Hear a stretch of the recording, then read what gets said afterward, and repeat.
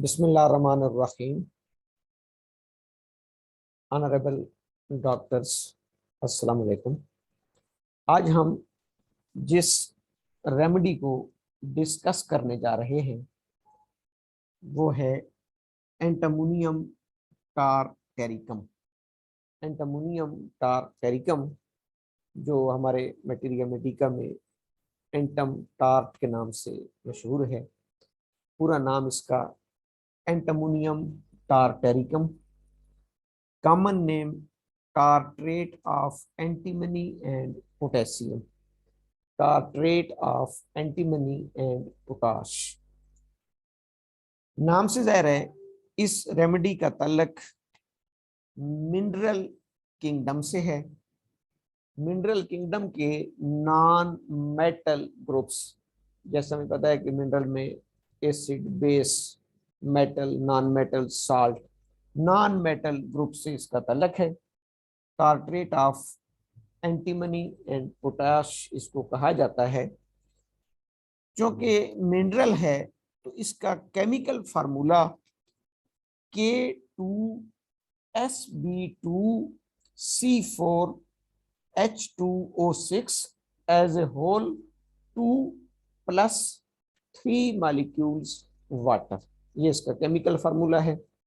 چونکہ ہمارے لیے یہ انتہائی ضروری ہے کہ جو میڈیسن، جو ریمیڈی ہمارے ہاتھ سے جا رہی ہے، as a homeopathic physician, as a doctor, we should clearly know the base and source of that medicine. آیا ہم کوئی بیماری کا ڈیزیز ایجنٹ پوٹنٹائز کر کے دے رہے ہیں، سارکوڈز پوٹنٹائز کر کے دے رہے ہیں، پلانٹ، اینیمل یا منرل. تو آج کی میڈیسن ہے اینٹامونیم ٹارٹیریکم، ٹارٹریٹ آف اینٹیمنی اینڈ پوٹاس. اس میں دو ایٹم پوٹاشیم کے ہیں، K2SB2. SB بیسیکلی سٹیبیم کو کہا جاتا ہے کیمسٹری میں. سٹیبیم، STIBIUM، سٹیبیم کا جو سمبل ہے وہ SB ہوتی ہے. دو اس میں سٹیبیم ہیں.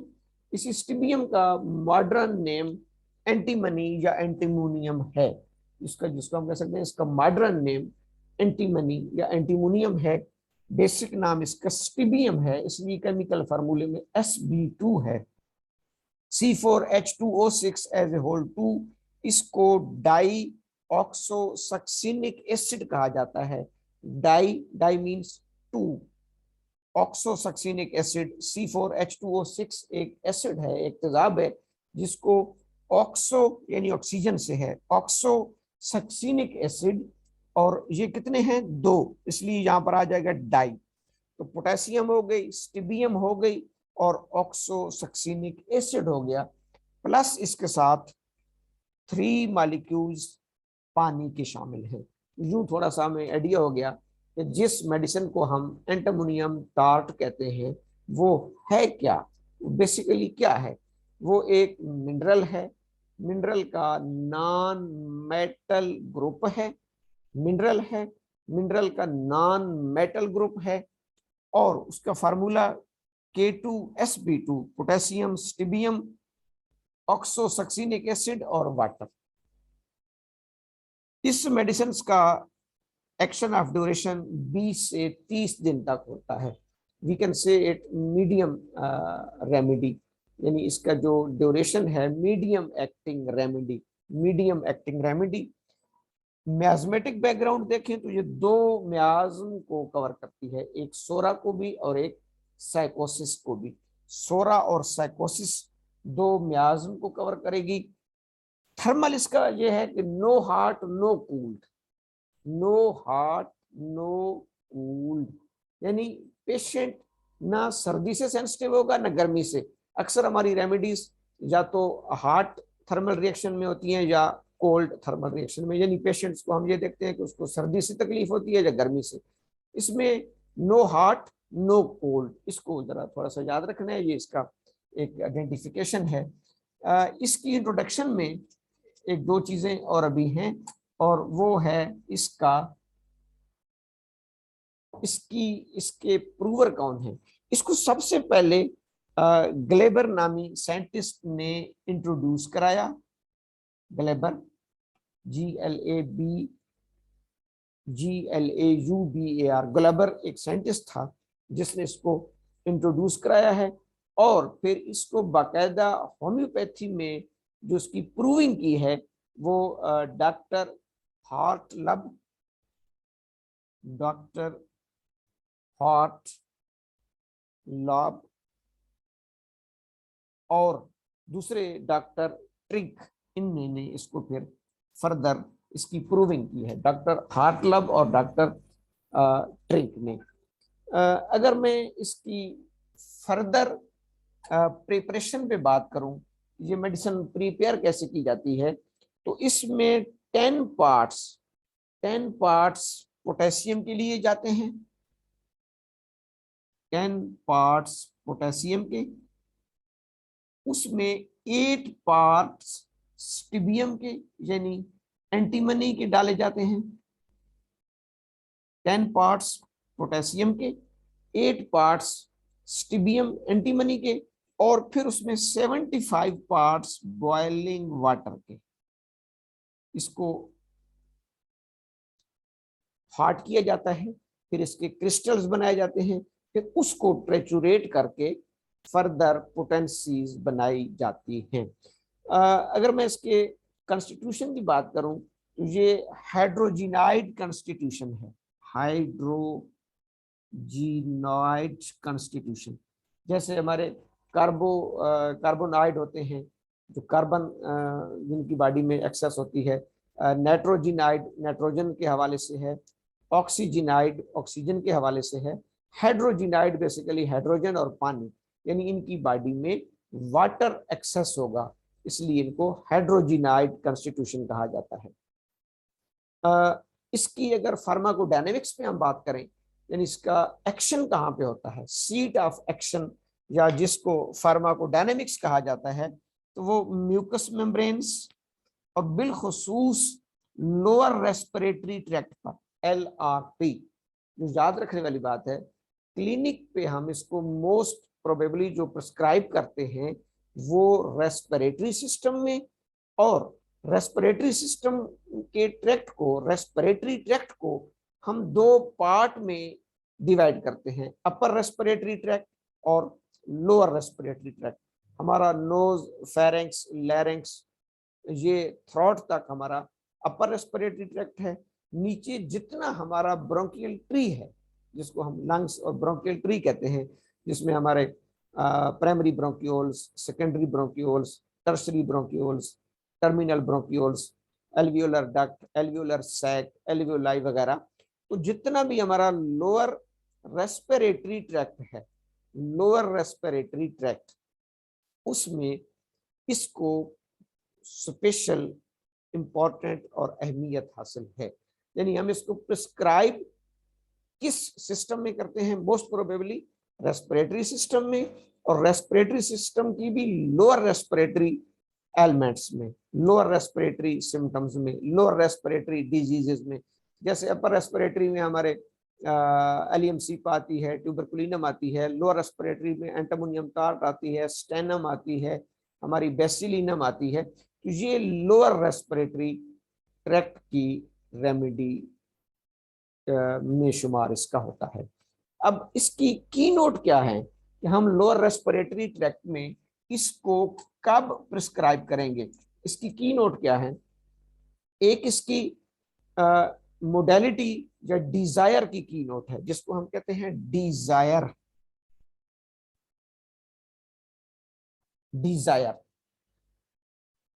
Extra ordinary craving for apple, ये शायद हमें याद रह जाए, क्योंकि ऐसी जो जुदागाना सिम्टम्स होती हैं, यही बेसिकली बाज़ औक़ात क्लिक कर रही होती हैं। Extra ordinary craving for Apple, सेब खाने की इंतहा की गैर मामूली ख्वाहिश, desire for craving extra ordinary craving for apple, ये इसकी एक मोडेलिटी क्रेविंग की सिम्टम है जो शायद हमें कहीं हेल्पफुल हो जाए। दूसरी इसकी रेस्पिरेटरी ट्रैक्ट की इलामात है। Great rattling of mucus, great rattling of mucus, जिसपे हम इसको ज्यादा प्रिस्क्राइब करते हैं। Great rattling of mucus but little expectoration,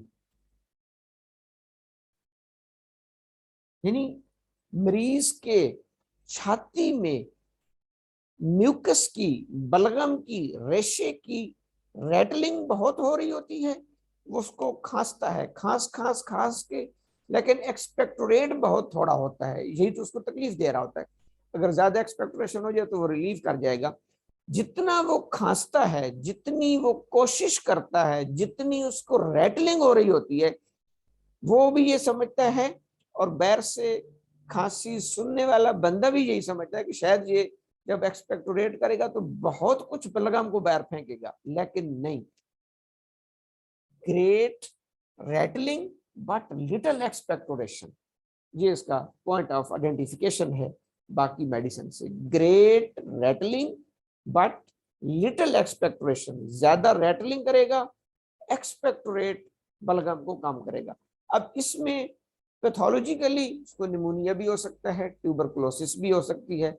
मौजूदा सिनेरियो में हम इसको कोविड-19 में भी यूज कराते हैं, प्रिस्क्राइब करा रहे हैं, बिलखसूस इस पोजीशन में जब उसको ग्रेट रैटलिंग और लिटिल एक्सपेक्टोरेशन हो रही होती है। तो इसके साथ उसको दो सिम्टम्स और आती हैं।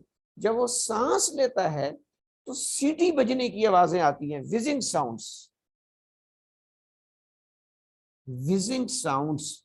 जब वो सांस लेगा तो सीटी बजने की आवाज आएगी, इतनी सीटी बजने की कि आप स्टेथोस्कोप से उसकी अस्कल्टेशन करेंगे तो भी आपको आएगी, बाज़-औक़ात तो वैसे भी उसके हर सांस के साथ आवाज प्रोड्यूस हो रही होती है।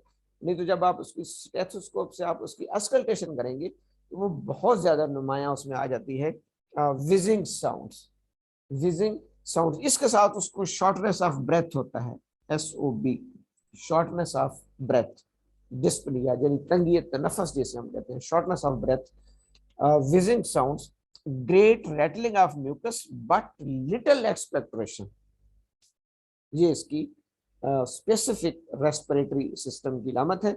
इसी पे हम इसको ज्यादा फोकस करके प्रिस्क्राइब करते हैं।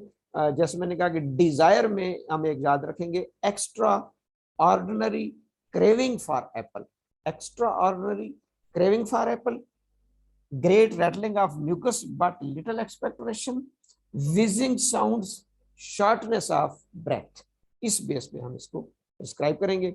मैं इसको फिर समराइज कर दूं, antimonium tartaricum, tartrate of antimony and potash, mineral kingdom, non metal groups, chemical formula मैंने इसका लिख दिया है, इसमें कैल्शियम है, स्टिबियम है, डाई ऑक्सोलिक सक्सेनिक एसिड है, वाटर है, सोरा और साइकोसिस मियाज़मेटिक बैकग्राउंड है। डॉक्टर हार्टलब और ट्रिंक्स ने इसको प्रूव किया है। इसकी जो थर्मल है, नीदर हॉट नॉर कोल्ड, दोनों मियाज़म को कवर करेगा, और हाइड्रोजिनेट कंस्टिट्यूशन है, हाइड्रोजिनाइट। की नोट्स में क्या है, एक desire, extraordinary craving for apple, great rattling and little expectation. इस ड्रग पिक्चर को ज़हन में रखते हुए हम इसको प्रिस्क्राइब करेंगे, इंशाल्लाह इसके बहुत पॉजिटिव इफेक्ट हैं। Thank you, वस्सलाम।